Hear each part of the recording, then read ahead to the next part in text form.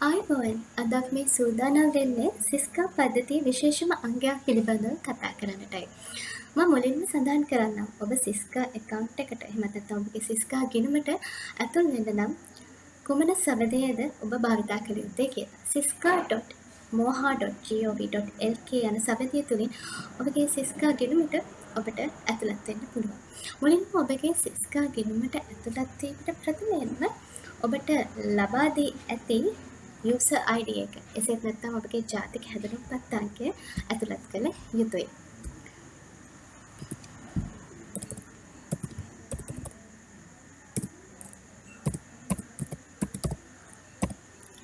ඉන්පසු ඔබට ලබා දී ඇති මුරපදය භාවිතා කරන්න.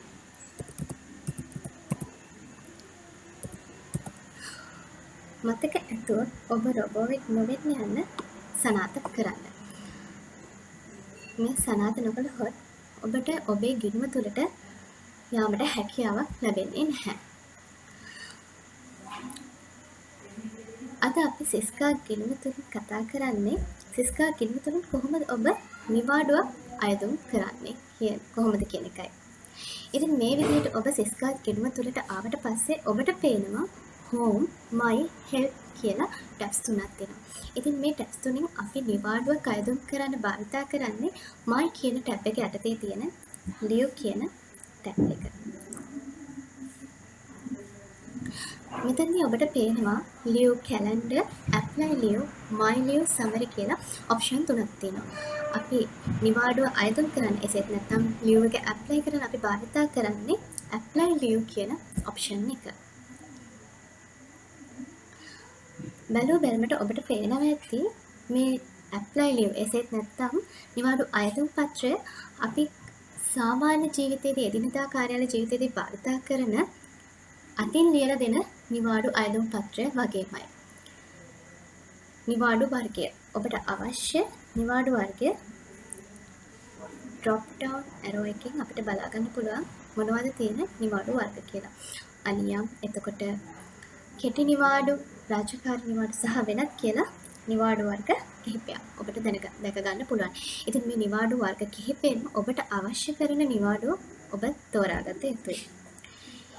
ඉන්පසුව ඔබට නිවාඩුව අවශ්‍ය වෙන දිනේ එසේත් නැත්නම් නිවාඩුව පටන් ගන්නා දිනය මේ සලකුණ ක්ලික් කරනකොට ඔබට ඔබගේ නිවාඩුව අවශ්‍ය කරන දිනය ඔබට මේ ආකාරයෙන් තෝරා ගන්න පුළුවන්.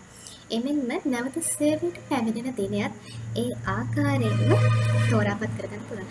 විශේෂයෙන්ම මෙතනදී මම මතක් කරන්නම් මේ down arrow up arrow වලින් ඒ කියන්නේ මේ ඊතල මගින් ඔබට මාස කිහිපයක් හෝ මාස කිහිපයක් එසේත් නැත්නම් වර්ෂයක් ඉදිරියට යාමට හැකියාව තියෙනවා. මේ ආකාරයෙන් අපි අහඹු ලෙස දිනයක් තෝරා ගන්නවා. ඊළඟට නිවාඩු ඉල්ලා සිටින දින ගන්න. ඔබට නිවාඩු අවශ්‍ය දින ගණන තමයි මෙතනින් ලබා දිය යුත්තේ. උදාහරණයකට නිවාඩු දින 5ක්ද දින 10ක්ද කියන දේ මෙතන සටහන් වෙන්න ඕනේ. විශේෂ කාරණාවක් මතක් කරන්නම්. ඔබට දින භාගයක් ඇතුළත්ව නිවාඩු අවශ්‍යයි නම් මෙතන අනිවාර්යෙන්ම ඔබ සටහන් කරන්න ඕනේ 0.5. ඒ කියන්නේ දින භාගයක් කියන එක ඔබ සටහන් කරන්න ඕනේ. ඉන්පසුව මේ ආකාරයෙන් ඔබට නිවාඩු අනුමත වී ඇති ප්‍රමාණය, එතකොට පවත්නා වර්ෂයේදී ඔබ ලබාගත් නිවාඩු ප්‍රමාණය මේ ආකාරයෙන් මුළු නිවාඩු ගණනින් කොපමණක්ද කියලා සටහන් වෙනවා. නිවාඩු ඉල්ලීමට හේතුව පෞද්ගලික කාරණයක්ද එසේත් නැත්නම් රාජකාරීමය කටයුත්තක්ද කියලා මෙතන අනිවාර්යෙන්ම ඔබ විසින් සටහන් කරන්නට ඕනේ. නිවාඩු කාලයේදී ලිපින සුපුරුදු පරිදි අපේ ලියලා දෙන නිවාඩු පත්‍රයේ අයදුම් පත්‍රයේ වගේම මෙතන සටහන් කරන්න ඕනේ ඔබගේ ලිපිනය. ඊළඟට ඔබගේ වැඩ බලන නිලධාරී acting officer. අපිට මෙතනින් ඔබගේ වැඩ බලන නිලධාරී කවුද කියන එක සර්ච් කරලා අපි ගන්න ඕනේ. උදාහරණයක් විදිහට මගේ වැඩ බලන නිලධාරී. මේ ආකාරයෙන් අපි තෝරගන්න ඕනේ. අධීක්ෂණ නිලධාරී ඔබගේ කවුද කියලා මෙතනින් ඔබ තෝරලා ලබා දෙන්න ඕනේ. දෙපාර්තමේන්තු ප්‍රධානය එසේත් නැත්නම් ප්‍රාදේශීය ලේකම්තුමිය හෝ සහකාර ප්‍රාදේශීය ලේකම්තුමිය මෙතනින් කලින් අපේ වැඩ බලන නිලධාරී, අධීක්ෂණ නිලධාරී තෝරා පත් කරගත්තා වගේම අපේ නිවාඩුව අනුමත කරන දෙපාර්තමේන්තු ප්‍රධානියා මෙතනින් තෝරලා දෙන්න ඕනේ.